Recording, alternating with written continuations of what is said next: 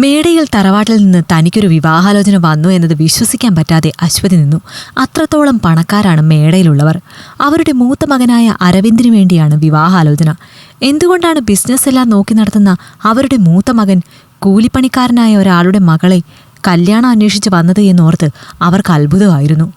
അല്ലേലും നിനക്ക് രാജയോഗം ഉണ്ട് എന്ന് നിന്റെ ജാതകം നോക്കുമ്പോൾ പറയാത്ത ജ്യോത്സ്യന്മാരില്ല.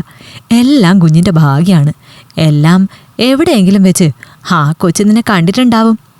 എൻ്റെ കുഞ്ഞ് കാണാൻ സുന്ദരിയാണല്ലോ, അങ്ങനെ ഇഷ്ടപ്പെട്ടതാകും, സീത പറഞ്ഞു. അമ്മ അങ്ങനെയെല്ലാം പറഞ്ഞെങ്കിലും അത് സത്യമല്ല എന്ന് അശ്വതിക്ക് ഉറപ്പായിരുന്നു. എണ്ണ പുരട്ടി ഒട്ടിക്കിടക്കുന്ന മുടിയും ഇരുനിറവുമാണ് തനിക്ക്. മുഖം ഐശ്വര്യമുള്ളതാണ് എന്ന് പലരും പറയുമെങ്കിലും മേടയിൽ അരവിന്ദന് ഇഷ്ടം തോന്നാൻ മാത്രമൊന്നും തന്നിൽ അവൾ കണ്ടില്ല. പഠിക്കാനും വെറും ആവറേജാണ്, മറ്റു കഴിവുകളുമില്ല. അപ്പോൾ പിന്നെ എന്തിനായിരിക്കും ഇങ്ങനെയൊരു വിവാഹാലോചന എന്ന് അവൾ ആലോചിച്ചു. എല്ലാത്തിനും ഉത്തരം കിട്ടിയത് ആദ്യ രാത്രിയിലായിരുന്നു. അയാൾക്കൊരു പെണ്ണിനെ തൃപ്തിപ്പെടുത്താനുള്ള കഴിവില്ല. അങ്ങനെ ഒരു കുറവ് അയാൾക്കുണ്ട് എന്നറിഞ്ഞിട്ടും അയാളുടെ കൂടെ നിൽക്കുന്ന ഒരാൾ, അതാണ് താൻ. അതുകൊണ്ടാണ് ഇത്രയും പാവപ്പെട്ട ഒരു കുടുംബത്തിൽ നിന്ന് അയാൾ വിവാഹം കഴിക്കാൻ തയ്യാറായത്. അതുമാത്രമല്ല അയാൾക്ക് വേണ്ടത് എന്ന് പിന്നീടാണ് എനിക്ക് മനസ്സിലായത്. അയാൾക്ക് ഇതുപോലൊരു കഴിവുകേടുണ്ട് എന്ന് ലോകം അറിയാൻ പാടില്ല. അതുകൊണ്ട് കൃത്രിമമായി ഗർഭധാരണം നടത്തണം. എന്നിട്ട് അയാൾക്ക് പിറന്ന കുഞ്ഞായ ആ കുഞ്ഞിനെ ലോകത്തെ കാണിക്കണം. മറ്റുള്ളവരുടെ മുന്നിൽ അയാൾ എല്ലാം തികഞ്ഞവനാണ് എന്ന് പ്രകടിപ്പിക്കണം. എനിക്ക് മറ്റു മാർഗ്ഗമില്ലായിരുന്നു. കാരണം ഈ വിവാഹം ഉറപ്പിച്ചതിൻ്റെ പേരിൽ മേടയിൽ നിന്ന് ചില്ലറ സഹായമൊന്നുമല്ല എൻ്റെ വീട്ടിലേക്ക് ഒഴുകിയിരുന്നത്. ഒരു ഹാർട്ട് പേഷ്യൻ്റ് ആയിട്ടും ജോലിക്ക് പോകേണ്ടി വന്ന അച്ഛൻ്റെ കഷ്ടപ്പാടുകളെല്ലാം തീർത്തു കൊടുത്തിരുന്നു ഇവർ. അച്ഛന് ടൗണിൽ തന്നെ ഒരു ചെറിയ ബേക്കറി ഇട്ടുകൊടുത്തു. അനിയത്തിയുടെ പഠന ചെലവുകൾ മുഴുവൻ ഇവർ ഏറ്റെടുത്തു. പോരാത്തതിന് ഇടിഞ്ഞു പൊളിഞ്ഞു വീഴാറായ വീടും പുതുക്കി പണിഞ്ഞു. സത്യം പറഞ്ഞാൽ അതെല്ലാം എനിക്കുള്ള ട്രാപ്പായിരുന്നു എന്ന് ഇപ്പോഴാണ് എനിക്ക് മനസ്സിലായത്. ഇത്രയും കാര്യങ്ങൾ ചെയ്തു തീർത്തിട്ടുണ്ടെങ്കിൽ കടപ്പാടിൻ്റെ പേരിൽ ഞാൻ ഇവിടെ തന്നെ കിടക്കുമെന്ന് അയാൾ കണക്കാക്കി. അയാളുടെ യഥാർത്ഥ ഉദ്ദേശം അറിയാത്തതുകൊണ്ട് എന്നെപ്പോലെ ഒരു പെണ്ണിനെ ഇവിടേക്ക് വിളിച്ചു കൊണ്ടുവരുന്നതിന് ഇവിടെയുള്ളവർക്ക് പലർക്കും അമർഷമുണ്ടായിരുന്നു. അതവർ ഒളിഞ്ഞും തെളിഞ്ഞും എന്നോട് കാണിച്ചു.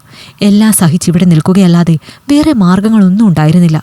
കാരണം എൻ്റെ അച്ഛനെ ചികിത്സിക്കാൻ തന്ന പണവും മറ്റും തിരിച്ചു ചോദിച്ചിട്ടുണ്ടെങ്കിൽ എൻ്റെ കയ്യിൽ കൊടുക്കാനില്ല. വീട്ടുകാരെങ്കിലും സുഖമായി കഴിയുമല്ലോ എന്ന് മാത്രം ഞാൻ ഓർത്തു. അയാളുടെ എല്ലാ ആഗ്രഹങ്ങളും കൂട്ടുനിന്നു. അയാളുടെ കൂടെ പഠിച്ച ഒരു ഗൈനക്കിൻ്റെ അടുത്ത് എന്നെ കൊണ്ടുപോയി. നൂതന മാർഗത്തിലൂടെ കൃത്രിമമായി ഗർഭധാരണം. വിവാഹം കഴിഞ്ഞ് 11ാമത്തെ മാസത്തിൽ ഞാൻ പ്രസവിച്ചു. ആരുടേത് എന്ന് പോലും അറിയാത്ത ഒരാൺകുഞ്ഞിനെ. അതോടെ മേടയിൽ അരവിന്ദന് എല്ലാം കൊണ്ടും തികഞ്ഞവനായി. പക്ഷെ അയാളുടെ റൂമിനുള്ളിൽ എൻ്റെ ജീവിതം തികച്ചും പരിതാപകരമായിരുന്നു. അയാളുടെ കട്ടിലിൽ കിടക്കാനുള്ള സ്വാതന്ത്ര്യം പോലും എനിക്കുണ്ടായിരുന്നില്ല. നിലത്ത് വിരിച്ചു കിടക്കണം. അയാളുടെ നേരെ നിന്ന് സംസാരിക്കാൻ പോലും അർഹത ഉണ്ടായിരുന്നില്ല. വെറും ഒരു ജോലിക്കാരിയേക്കാൾ താഴെയായിരുന്നു അയാളുടെ മനസ്സിൽ എൻ്റെ സ്ഥാനം. ആരോടും ഒന്നും പറയാതെ എല്ലാം സഹിച്ചു. പക്ഷെ കുഞ്ഞിനെപ്പോലും അയാൾക്ക് ഇഷ്ടമല്ല എന്ന് പിന്നീട് ഞാൻ മനസ്സിലാക്കി. പുറമേ വലിയ സ്നേഹം കാണിച്ച് എടുത്തുകൊണ്ട് നടക്കുന്ന കുഞ്ഞിനെ റൂമിലെത്തിയാലൊന്ന് തിരിഞ്ഞു പോലും നോക്കില്ല. അപ്പോഴാണ് കാര്യങ്ങളുടെ ഗൗരവം ഞാൻ മനസ്സിലാക്കുന്നത്. അയാൾക്ക് അയാളുടെ സ്റ്റാറ്റസ് എല്ലാവരുടെയും മുന്നിൽ വലുതാണ് എന്ന് കാണിക്കണം. അയാളെല്ലാം തികഞ്ഞവനാണ് എന്ന് ലോകത്തുള്ളവർ അറിയണം. അത്രമാത്രം ബാക്കി. എന്തു തന്നെ ഞങ്ങൾക്ക് രണ്ടുപേർക്കും സംഭവിച്ചാലും അയാൾക്കതൊരു പ്രശ്നവുമില്ല. പുറമേ അയാൾ കാണിക്കുന്ന സ്നേഹത്തിൽ വിശ്വസിച്ച് പാവം കുഞ്ഞ് റൂമിലെത്തിയാലും അച്ഛാ എന്ന് പറഞ്ഞ് അയാളുടെ അരികിലേക്ക് ചെല്ലും. അന്നേരം അയാൾ കുഞ്ഞിനെ തള്ളി മാറ്റും. അതുകൊണ്ട് സഹിക്കാൻ വയ്യാഞ്ഞിട്ടാണ് ഒരു ദിവസം അയാളോട് ഞാൻ എതിർത്ത് സംസാരിച്ചത്. അതോടെ ഒരു ഭ്രാന്തനെ പോലെ അയാൾ ബെൽറ്റൂരി എന്നെ അടിച്ചു. കുഞ്ഞതുകൊണ്ട് ഉറക്കെ കരയാൻ തുടങ്ങി. എല്ലാ സത്യങ്ങളും ഞാൻ എല്ലാവരോടും തുറന്നു പറയൂ എന്ന് പറഞ്ഞു. അന്നേരം എൻ്റെ കുടുംബത്തെ തന്നെ ഇല്ലാതെയാക്കൂ എന്ന് പറഞ്ഞ് അയാൾ എൻ്റെ വാ അടപ്പിച്ചു. അടുത്ത ദിവസം അമ്മയും അച്ഛനും എന്നെ കാണാൻ വന്നിരുന്നു.